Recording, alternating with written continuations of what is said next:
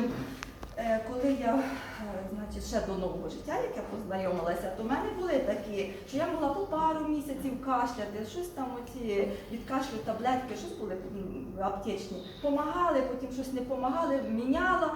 А тут з нового життя були такі періоди, оцей рік, я за рік не кашляла майже рік, тільки 2 неділі не кашляла, чогось так вийшло. Но пила я, бувало так, що в місяць, ну що тільки від кашлю не пила з нового життя, і все одно кашлю. Ну не знаю, 6 препаратів, бронхов, ну все, і бутилочки, і таблетки, все, а я кашляю і все. Навіть антипаразитарку, там, время від времени проходила, кашляю і все.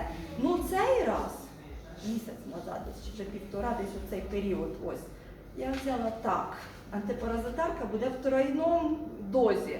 Не просто чисто флор, та ні, я взяла рано, а я ролик якось раніше подивилася, що одна жінка казала, що можна і деякі пили антипаразитарку по 4 рази в день.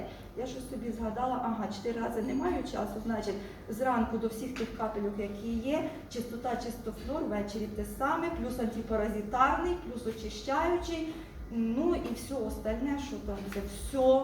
Через 1,5 тижня, і що ще приписала мені на комп'ютерній діагностиці врач, солодка, ще щось там пару бутилочок було. Через 1,5 тижня я перестала кашляти.